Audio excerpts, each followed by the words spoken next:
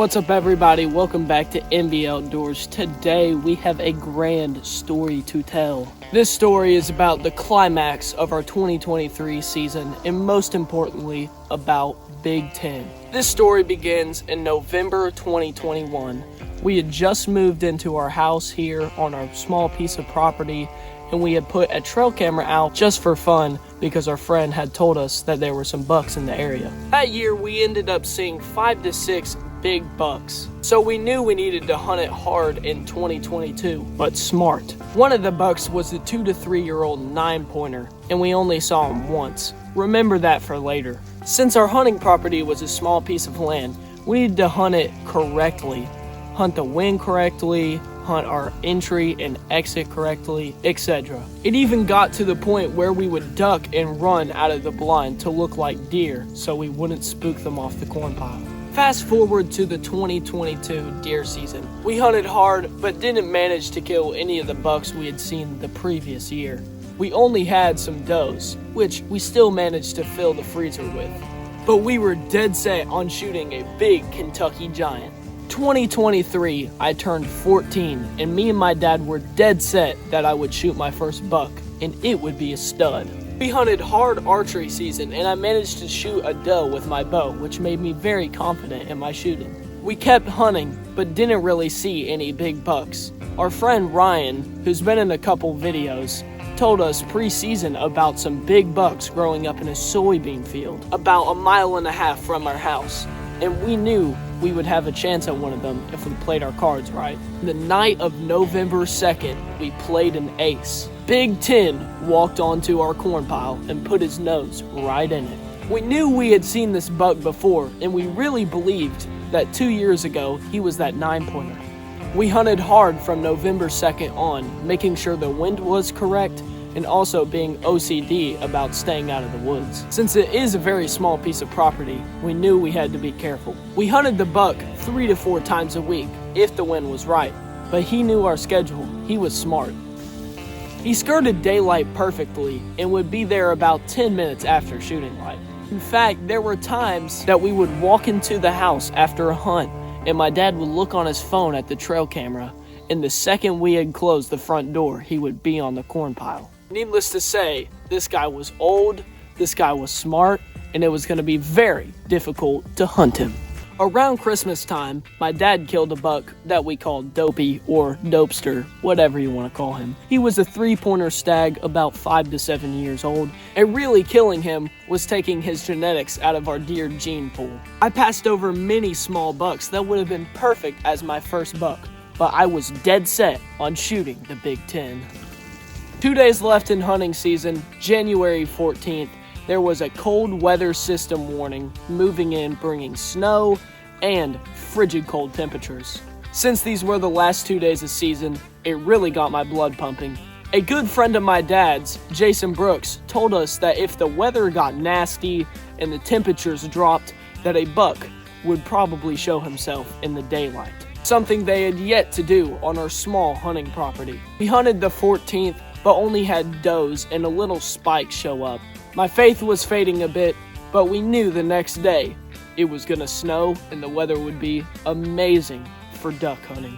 Buck hunting. The last day of season, January 15th.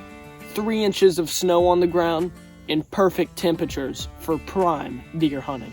We came out that evening with a crossbow because I wanted to make sure that I could get a clean, ethical kill on the buck. I'm confident with my bow skills, but we just wanted to do a little more work on it. As we walked out to the blind, I had no clue that this would be the night that I had my encounter with Big Ten.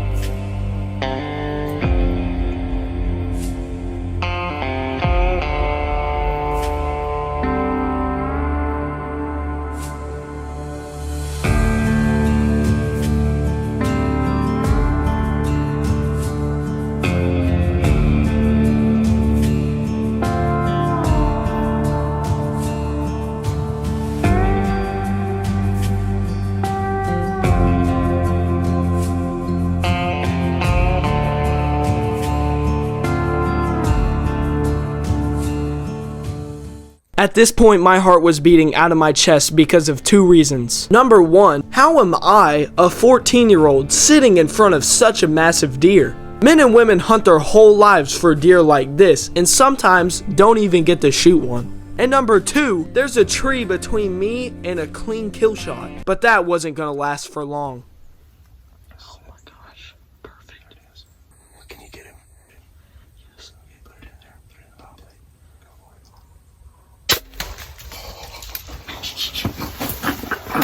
Oh my gosh.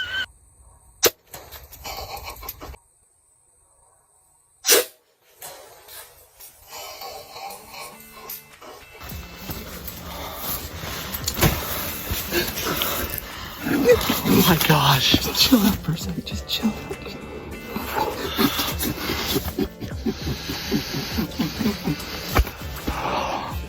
I can't believe I just did that. Dude, thank you, Lord. Right in the pump house. Oh my gosh. I was sitting there and I was just like, just fiddling, singing, and I knew this was gonna happen when he came. He was walking head down, and I was sitting there, and I saw like that, and just massive rack. And it was so funny. I was literally telling you, I was going, he's right there, that's the Big Ten, that's the Big Ten.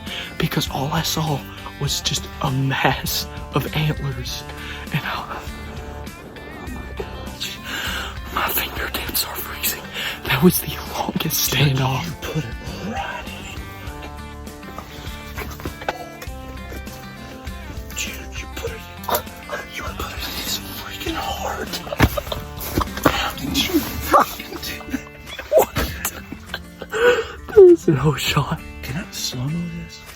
You totally can. How do you do that? Oh, like in the footage. I know, I'm shaking. Dude, my fingertips.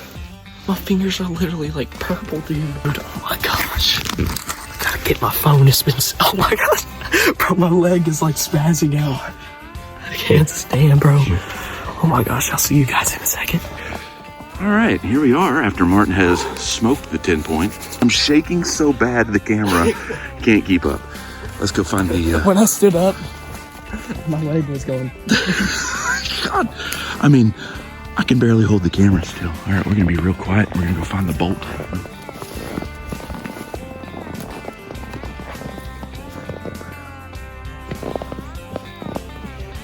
Should be. Oh, it's good. Is it coming from blood? Look at that. Yeah. Is that good blood? On my hand. Just pull it out of the ground. Oh, yeah. Oh, baby. Oh. All right, shh. Don't want him to die. He's run up through there.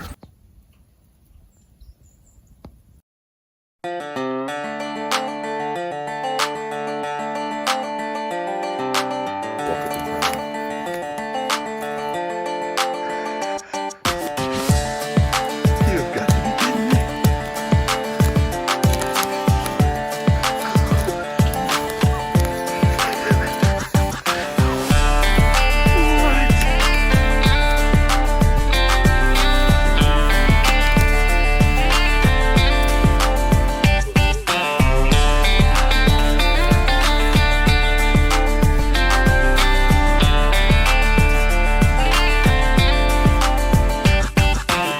I was looking down this one trail that every time we bow hunted, the deer always came from, and I just had a feeling that a big buck was gonna just walk up and then put his head up. I was just sitting there, and then all I saw was, and I was like, oh my gosh, it's the Big Ten. It's Big Ten.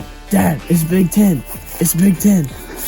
What? No, Martin, that is, what are you talking about? Stop messing with me. That is Big Ten. Like legit, Dude, I didn't believe a word you said. Give me the crossbow right now. And then he finally looked over, and yeah. We sat there for so long, and he was just playing around with other bucks, not giving me a good shot. And then he did, and I put it right here. Right there, dude. There's blood all down there. Oh, that's awesome. Look, this rock right here, I named this altar. That's your monument, right there. This altar is Big Tenneth. No, this is called the Lord provides, The Lord's Rock. or his timing is perfect. How about that? Yes. Let's name We this need spot. we need a Hebrew word for his timing is perfect. You're exactly right. We're gonna do that. And it was so perfect because it's the last day of season. It snowed. It's the biggest buck out here. It was with the crossbow, so it was almost with my bow. It was all so perfect. I mean, dude, we've hunted this thing. We have scrapped about September. 75 hunts this year. I'd say probably more than that. You're exactly right. I've deleted so much crap off my phone. Oh yeah, every hunt. It got to the point where I stopped recording stuff. And I would just, when a deer would pop out, I'd film like 30 seconds. Yep, you're exactly right. Last day, you held out, you didn't see the small one. Oh yeah. Yeah, right on. You got rewarded, big time.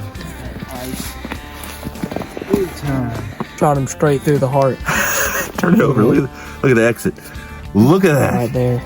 Unbelievable shot, Wait, man. look, I can put my finger through.